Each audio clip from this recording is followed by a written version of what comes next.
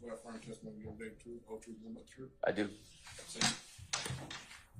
Spell your first and last name for the court. Now we're doing my Vincent Velazquez, Velazquez.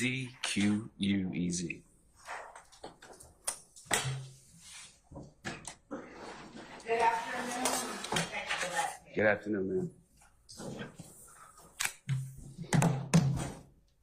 And is it still detective? No, ma'am. I'm retired. All right. What do you do now professionally? Right now, I am the owner of a security consulting business, Velasquez Consultants. And what do you do as the owner of Velasquez Consultants? So I do a variety of things under the umbrella of the business. I do expert witness work for civil cases, wrongful death, sexual assault, police procedures cases. I do security evaluations. Also, under the umbrella, I hold the title of Director of Security for the Atlanta Hawks, Director of Team Security. And I've had that position for the last 8 years. What professional background do you have that qualifies you to do what you do with the Hawks and as the owner of a security firm? So I was a police officer for 22 years with Atlanta PD, starting in 1995 until my retirement in 2017. And as a police officer with the Atlanta Police Department, what areas of the department did you work with them? I started my career as a patrol officer working downtown and midtown Atlanta. I did that for about a year, and then from there I went to a tactical drug unit called Red Dog in 1997, and I stayed in that unit for 2.5 years until the year of 2000. I did a brief stint as a background investigator for police applicants for about 6 months, and then I was promoted to detective in November of 2000. Went to homicide and have stayed in homicide for my entire career, 17 years, or the rest of my career. Now, no longer working as a detective with the city of Atlanta, does any of your professional work involve any of the cases that you work filed at the city of Atlanta currently? Can you repeat that? I'm sorry. Okay. Does any of the work that you do now outside of being a detective with the Atlanta Police Department, does any of the work that you do now have anything to do with the cases that you work at the city of Atlanta Police Department? Do you have any? Yes. Okay. What? So I also have a TV show that highlighted myself, and Detective David Quinn was my partner for 17 years. So the TV show, under the auspice of my business, was for 4 seasons, highlighting the cases we worked, the solved cases that we had. Each episode is about a case, the victim, how we solved it. We've done that for the last 4 years. And to show those episodes, do you revisit or review any of the files that you worked during that time? We do. Laying a foundation for other questions. I'll give you a little bit of latitude. I'll rule the objection. Thank you. You may answer that question. Yes, we do.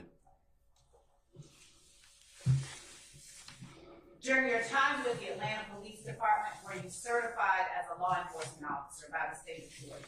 I was. How long did you retain your certification? Throughout my career, 22 years. Did you ever lose your certification as a law enforcement officer? No.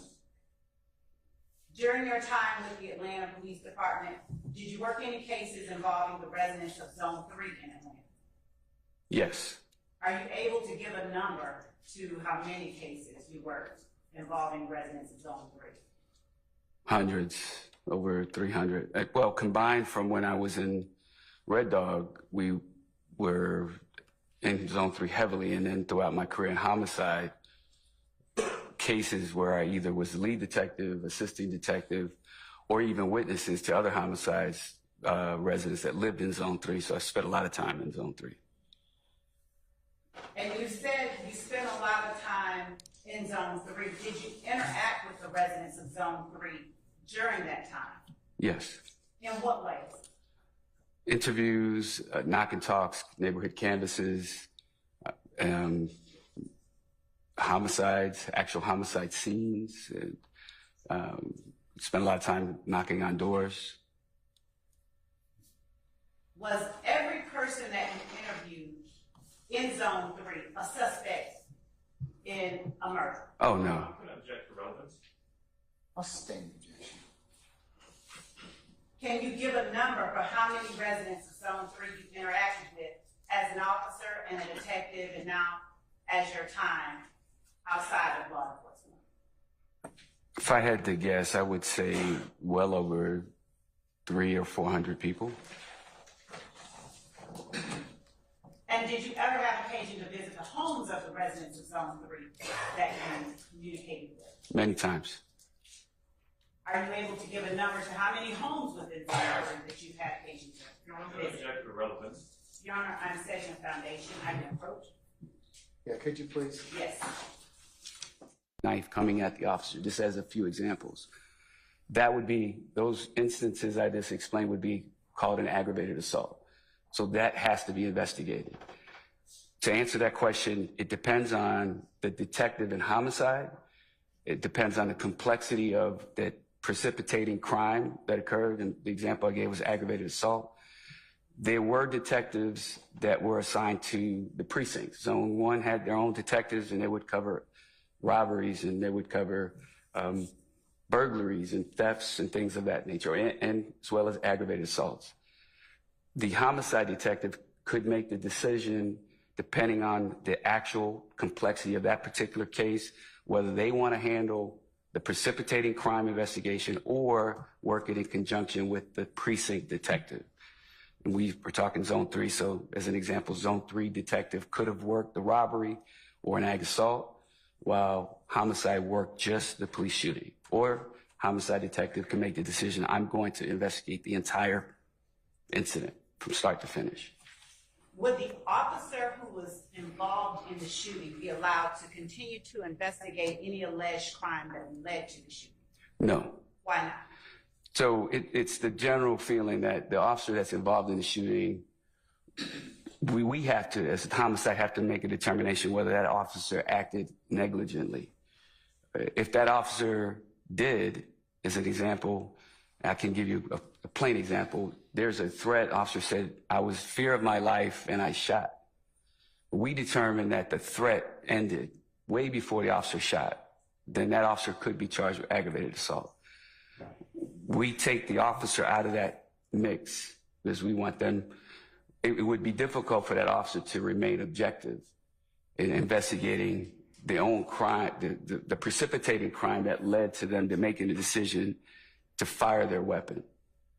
Therefore, they are completely removed from that whole scenario.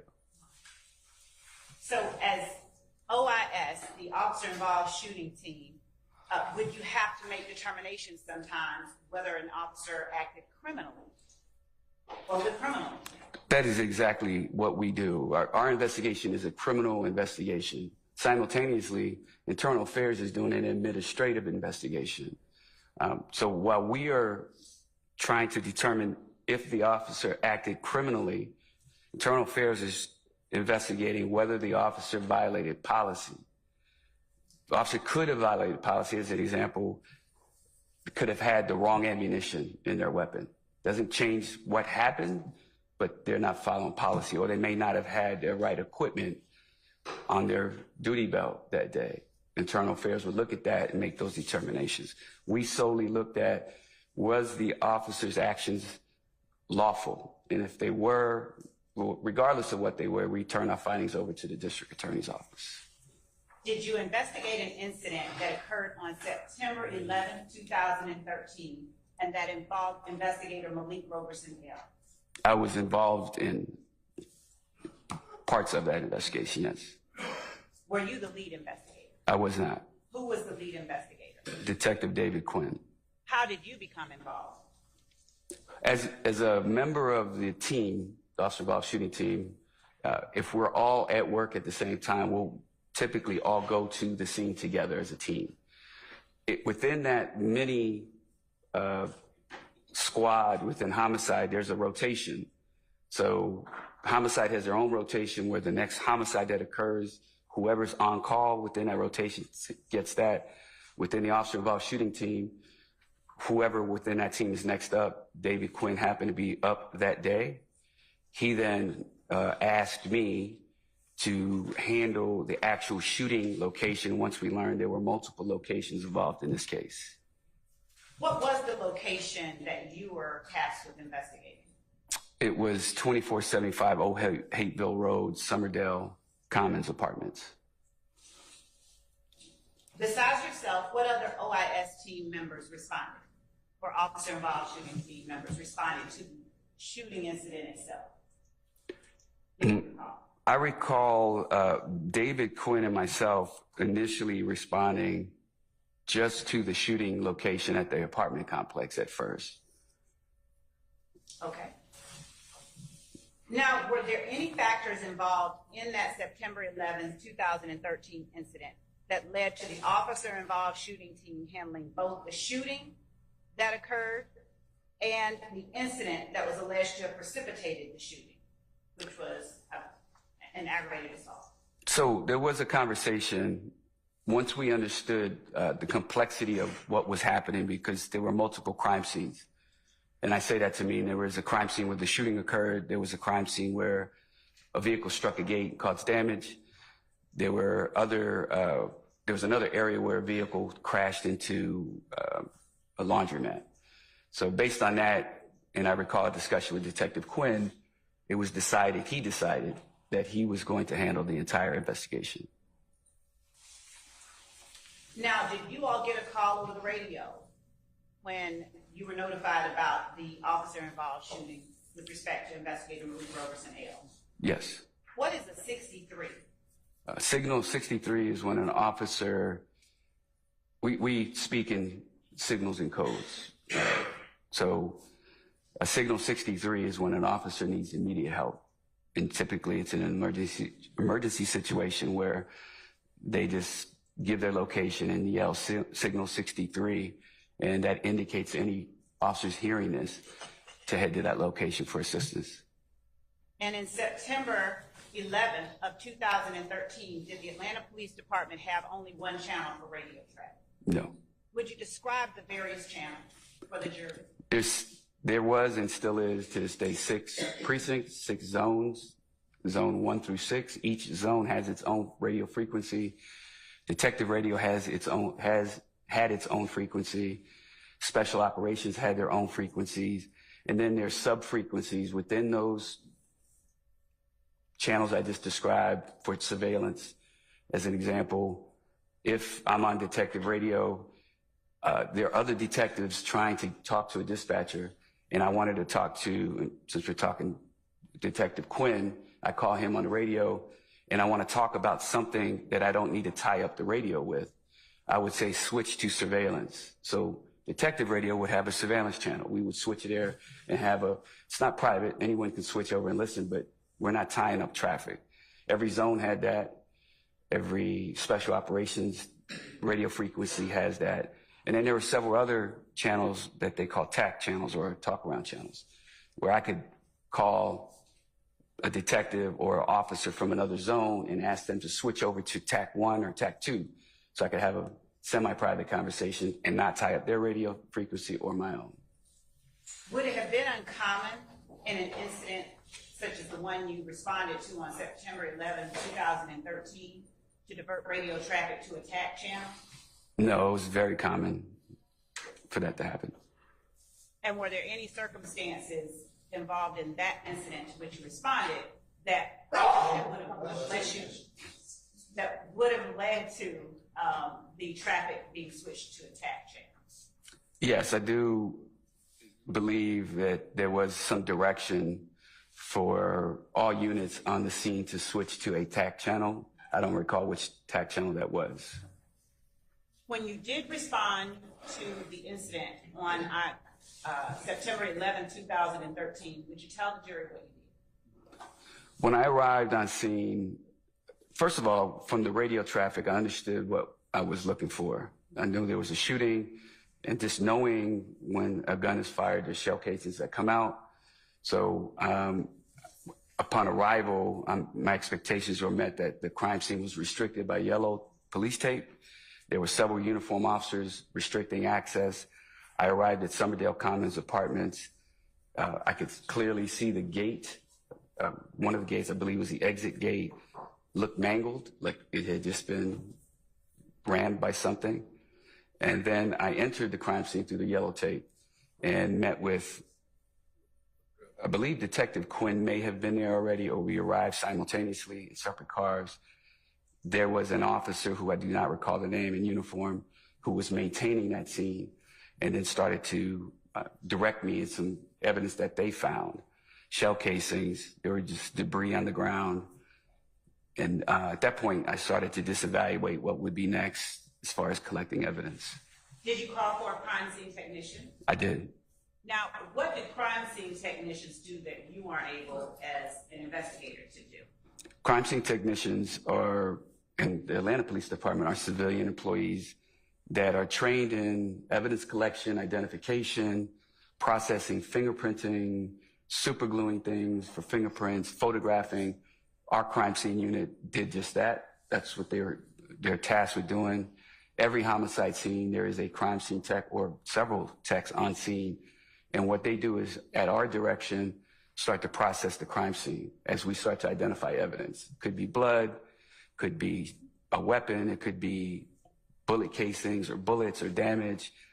And at our direction, they take photographs, measurements, and then eventually actually collect that evidence physically and take it with them to be processed later. And it could be either processed by themselves, they had their own crime lab, APD did at the time, or send it to the GBI, which is the Georgia Bureau of Investigations, or sometimes even to the FBI.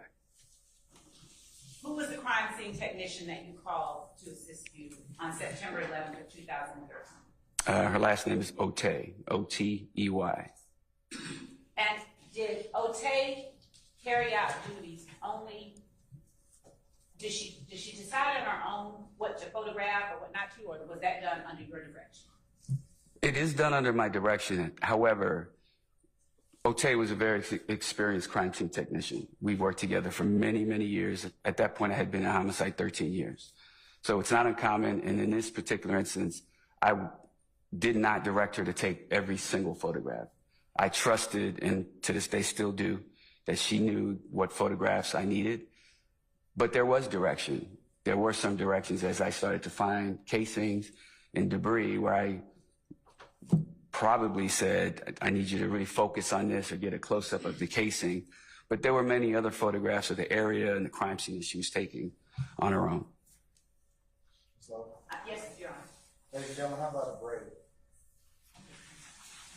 For me, okay? Purists. All right. Ladies and gentlemen, we're going to take a 10-minute break, take comfort, and we'll come back and continue with our examination, okay? Thank you, Your Honor. Retired investigator Velasquez. Before we left for the break, we were talking about crime scene technician Otey. I'm going to approach you with what I have marked as State's Exhibit 41 Charlie through 53 Charlie, as well as State's Exhibit 84 Charlie, which are all photographs previously served to the defense in discovery. And I'll ask if you recognize State's Exhibit 41 Charlie through 53 Charlie and State's Exhibit 84 Charlie.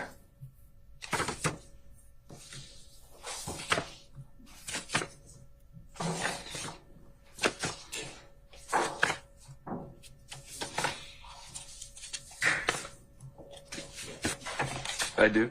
How do you recognize them? These are photographs of the actual shooting scene at Summerdale Commons apartments, parking lots, vehicles, things of that nature. And are they accurate reflections of the areas that are captured within those exhibits? Yes. Your Honor, the state tender states Exhibit 41 Charlie through 53 Charlie and 84 Charlie as evidence.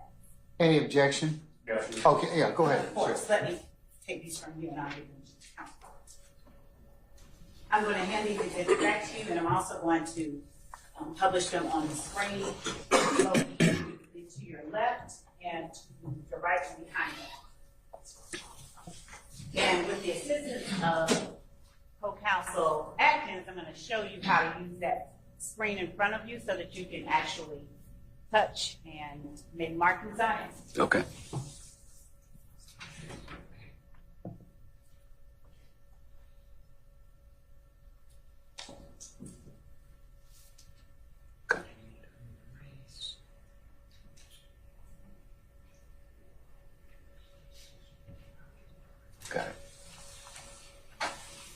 So showing you space 41 Charlie, please tell the jury what we're looking at. And you can also, if it is easier for you, use the larger screen to your right and rear and the pointer that is in front of you to display or to describe what you're talking about. I would rather stand and use a pointer. Please do. Thank you. I'm old school. All right. I'll stand to this side so everyone can see. This is actually, as you can see, yellow police tape. This is the leasing office of Somerdale Commons Apartments. And that's a Dodge Durango that's, I believe, is the one that is owned by the manager of the apartment complex. Did you have interactions with that owner? Yes. And was that Dodge Durango in any way affected by the incident that you came to investigate? Yes. All right. How was it affected? The rear windows, both rear windows, passenger compartment were broken from bullets striking the vehicle. Going to State's Exhibit 42, Charlie. Would you tell the jury what we're looking at? Yes, ma'am. 42 is another close-up of this Durango. As you can see, broken glass on the ground, the left rear window broken out. And also you can see the damage to the gate of the apartment complex. 43, Charlie. 43, Charlie, is just the rear of the vehicle showing the tag number. 44, Charlie. 44, Charlie, is just another close-up of the tag. 45, Charlie. 45 is the front of the vehicle. And we'll keep cycling through. 46. 46 is going to be the right side vehicle of the vehicle. And as you can see, the right rear window has been broken out as well. 47. 47 is the right rear window glass that's broken out on the ground next to the vehicle. 48. 48 is a close-up of the right rear vehicle's window broken. Now, there was no one inside the vehicle at the time that it was shattered, correct, to your knowledge? There was not. All right. And 49, Charlie. 49 is just another view of the left rear window broken out of the vehicle. 50, Charlie. 50, Charlie, is a close-up view of the left rear window being broken out. 51, Charlie. 51, Charlie, is just the glass on the ground in front of the left rear window. 52, Charlie. 52, Charlie, is another close-up of the same glass. 53, Charlie. 53, Charlie, is a view of the inside of the vehicle from the left rear with the door open, looking out of the right rear window of the vehicle. And 84, Charlie. 84, Charlie, is the left rear door of the vehicle open and glass from the window on the floorboard of the car. Thank you. I'm going to now show you State's Exhibit 54, Charlie, through State's Exhibit 77, Charlie, which are photographs that I would like for you to take a look at. You may have a seat.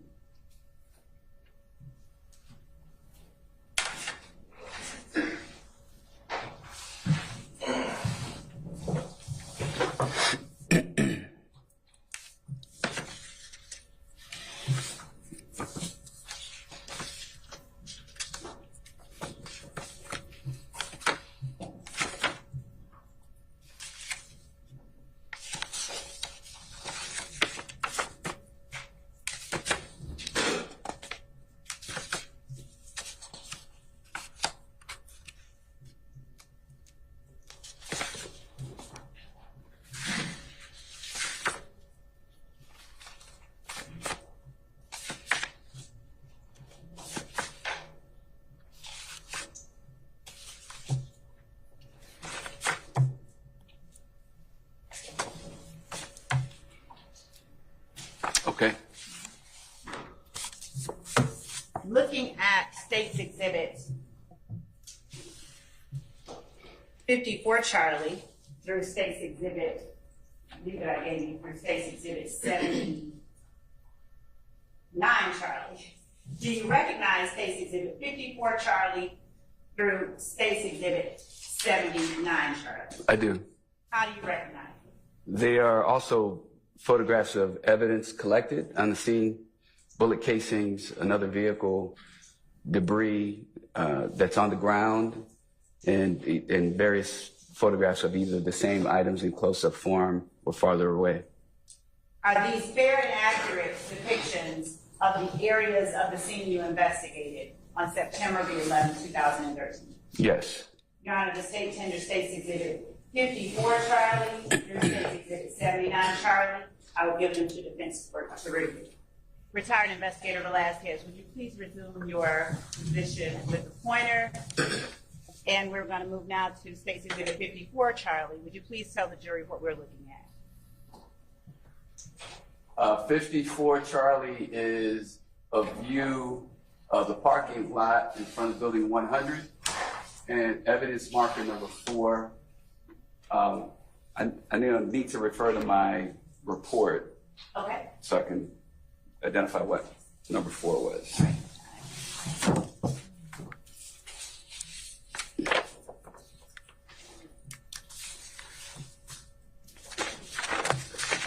I have also marked state's exhibit 117 Charlie, 117 Charlie Alpha, and 117 Charlie Delta. I will ask you if this is a crime scene diagram that you I'll refer to that.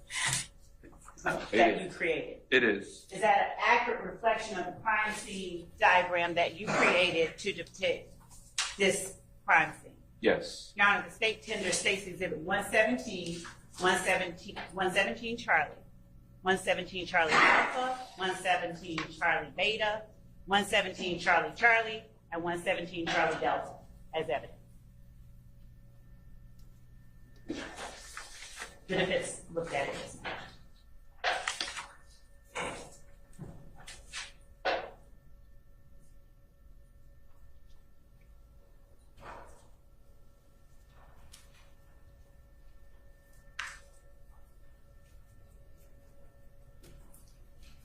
Let me see if I get this correct. 117 Charlie. Your Honor, 117 Charlie was the first one that That's not what you said. it is not. My apologies. Okay, all right. So, 117 Charlie, 117 Charlie Alpha. What was the next one again? 117 Charlie Beta. Charlie Baker. Baker? Or it's Bravo, actually. Bravo. So Charlie Bravo. And then what's the next one? 117 Charlie Charlie. And 117 Charlie Delta. All right.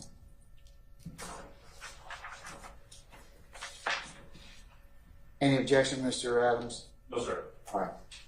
States 117 Charlie, 117 Charlie Alpha, 117 Charlie Bravo, 117 Charlie Charlie, and 117 Charlie Delta are admitted and may be published as you see fit. Thank you, Your Honor. You may go ahead, retired investigator Velasquez, explaining what is in State's Exhibit 54 Charlie. 54, specifically evidence marker number 4 is a .40 caliber casing, bullet casing. And what are we looking at? Is that a just another view in 55 Charlie of State's Exhibit 54 Charlie? 55 Charlie. Well, this photograph depicts another photograph of evidence marker number 4 in front of building 400 in the parking lot. This is another photograph of the scene. Okay. As we look at State's Exhibit 56 Charlie, what is it? 56 Charlie is evidence marker number 3, which is, you probably cannot see from this photograph, but there is a .40 caliber bullet casing next to that evidence marker.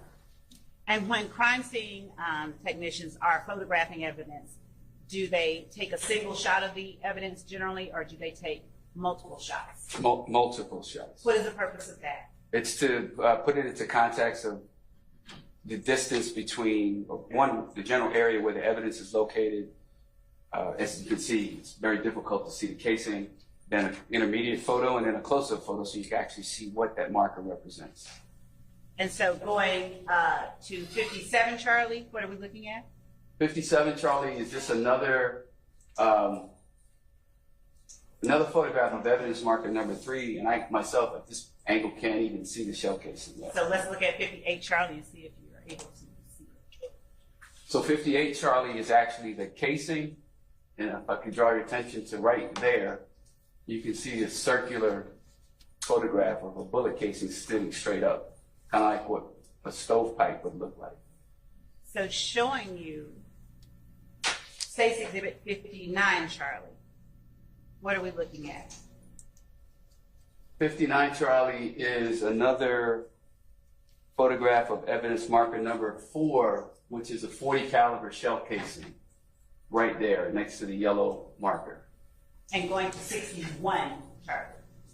61, Charlie, is a closer view of evidence marker number 4, the bullet casing right there.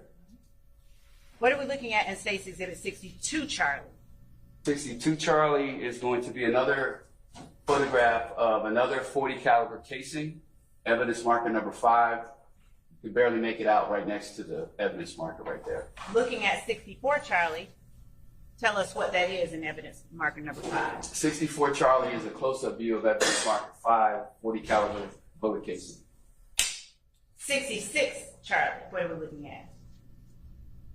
66, Charlie, is evidence marker number 8, which is a piece of foam that came from Detective Robinson L., Detective Booker Higgins, and Detective Porter's vehicle after it was struck by another vehicle. This piece of foam right here came from the front bumper of their vehicle. And are we able to see in State's Exhibit 66 other evidence placards, specifically evidence placard 7, 6, 4, and 3? And I can give you the photograph itself. Okay, I couldn't see from that angle. On the other evidence placard. If I can stand here. Yes. So evidence, this photograph also contains evidence placard number 6, and number 7, 6 being another piece of foam from the bumper of the detective's vehicle, and evidence marker number 7 also being a piece of foam from the front bumper of the detective's vehicle. And what are we looking at in State's Exhibit 67? 67 is a close-up of evidence marker number 6, a piece of foam from the detective's vehicle. And looking at 69, Charlie. Another close-up, evidence marker number 7 is another piece of foam next to evidence marker number 7 from the detective's vehicle. Going to State's Exhibit 71, Charlie. Give me just one moment to scroll through. Yeah. What are we looking at in State's Exhibit 71, Charlie? 71, Charlie, is another photograph of number 8, evidence marker 8, a piece of foam from the detective's front bumpers of the vehicle. And going to 72, Charlie, would you tell the jury what we're looking at? 72, Charlie, is a close-up of evidence marker number 9. I have it listed as foam from bumper of detective vehicle, but now I see the wires. I think I miscalculated that or misidentified that in my report. That's obviously a device, but it came from the front bumper of the detective's vehicle. Looking at State's Exhibit 73, Charlie, are we able to see where that evidence marker 9 is located? Evidence marker 9 is located by the front entrance of the apartment complex. Moving on to State's Exhibit 75, Charlie, as we scroll through. What are we looking at in State's Exhibit 75, Charlie? 75, Charlie, is evidence marker number 10, which is a 9mm bullet casing, different caliber gun. And if we can go to 77, Charlie, just one moment. 77, Charlie, is a close-up of evidence marker 10 and the actual bullet casing, 9mm, right there. And what are we looking at in 78, Charlie? 78, Charlie, is the vehicle that's parked near the front entrance of the complex where the 9mm casing is next to that you just saw. And in 79, Charlie, are we looking at that same vehicle? Yes. This is the same vehicle. Going to State's Exhibit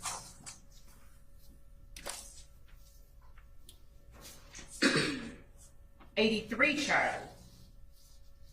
I'm sorry, 85, Charlie. What are we looking at?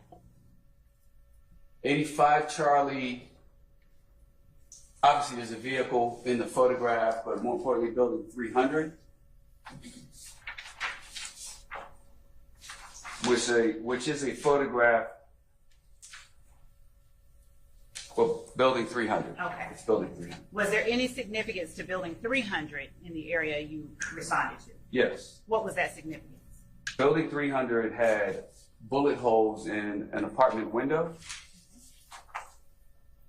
Showing you State's Exhibit 89, Charlie. What is State's Exhibit 89, Charlie?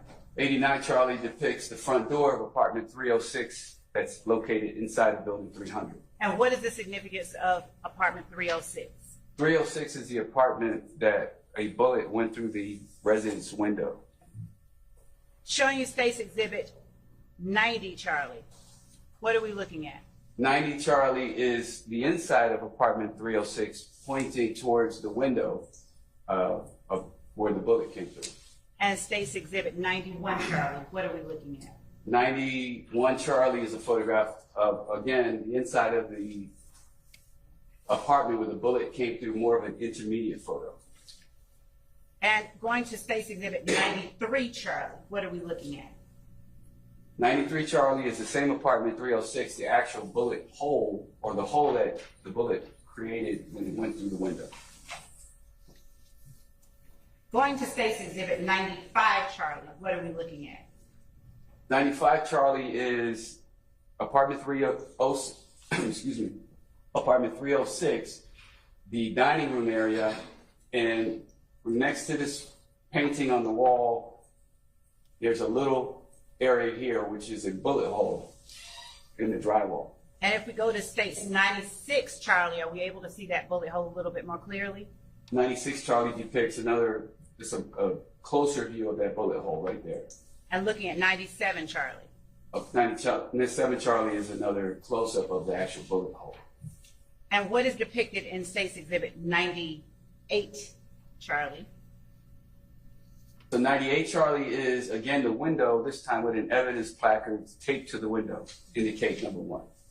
And going to State's Exhibit 100, Charlie, what are we looking at? 100 Charlie is the same bullet hole in that dining room wall with evidence placard number 2.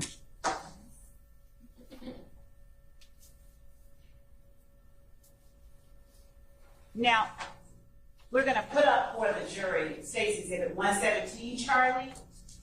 Just one moment. And I'd like for you to describe for the jury what it is that you have in your hand. And will be published in a short moment as 117, Charlie. Are you asking me to testify to what I have in my hand first?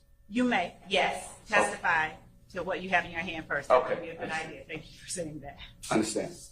So what I'm holding here is my crime scene report. It is a report that I created, that indicates the evidence that I observed that day at the crime scene. Also, you're going to see a crime scene sketch that I actually drew, that you actually, more of a topical view, not to scale, that gives an idea of where the buildings are in relation to the parking lot. And you'll see numbers. Each number represents those placards that you saw earlier.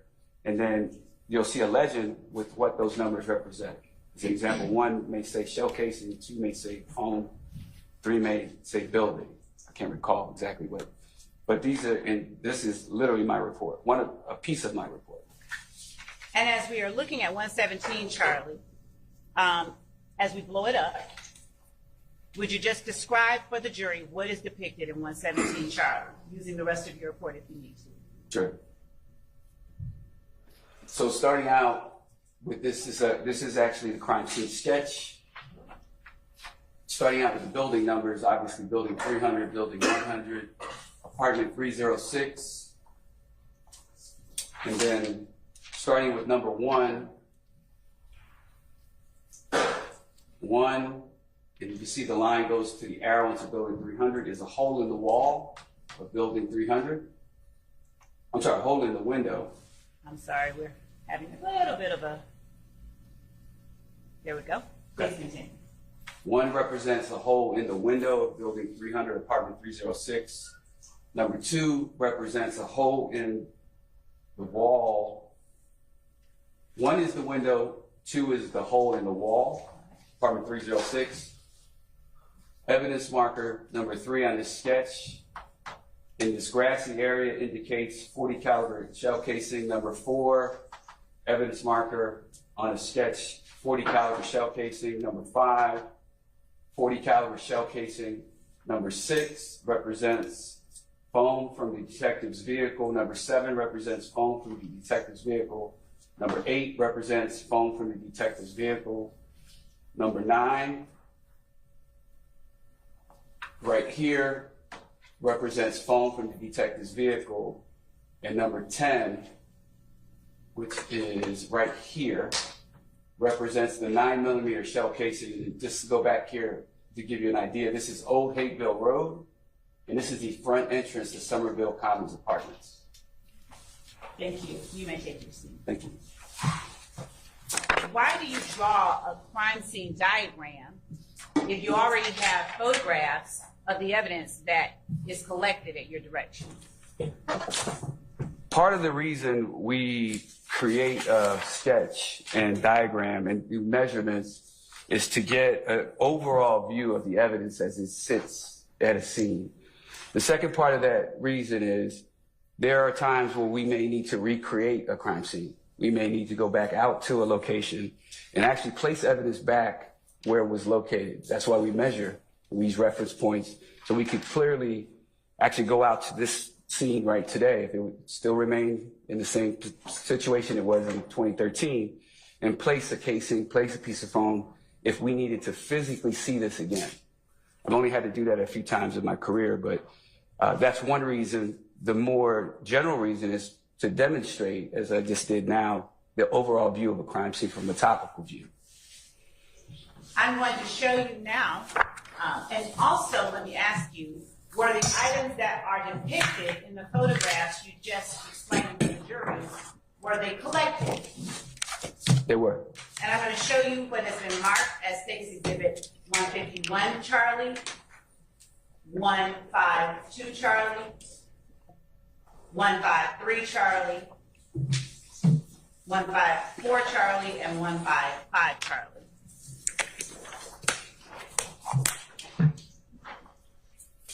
And I'll ask you to take a look at them in turn. And here are some scissors so you may open them up. And let me know if you recognize what is contained in the exhibits. One,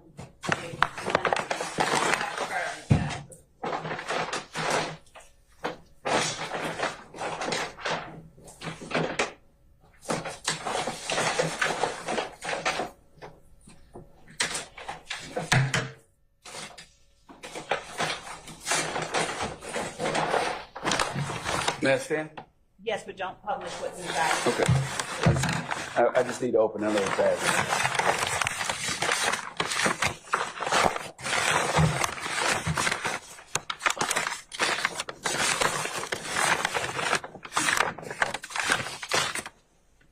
Are you asking me to describe or just, No, just verify look at this? it and recognize. I do recognize. They've been shown to the defense counsel already? The defense did have an opportunity, but before we tender them, I will let you see what is being tendered. I do recognize 154C. I'm going to grab this out.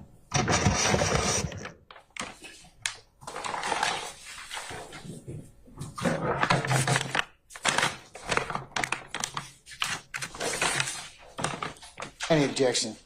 No, sir. All right. States 151 Charlie, 152 Charlie, 153 Charlie, 154 Charlie, and 155 Charlie are admitted to be published as you see fit. Judge, given the court's early directive,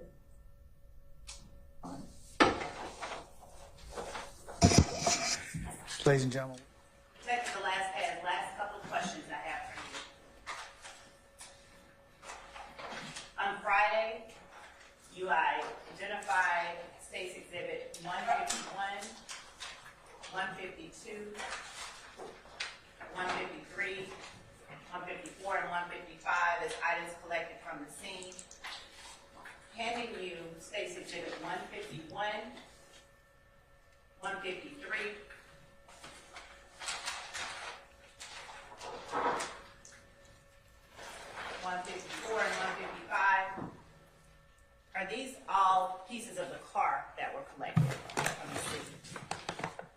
154C is a piece of the vehicle from the detective's vehicle.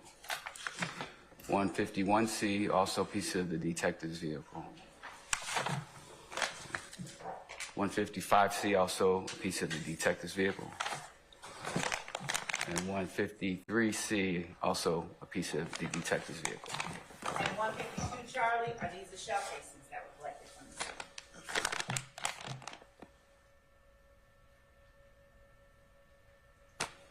May I look inside? Yes, they are.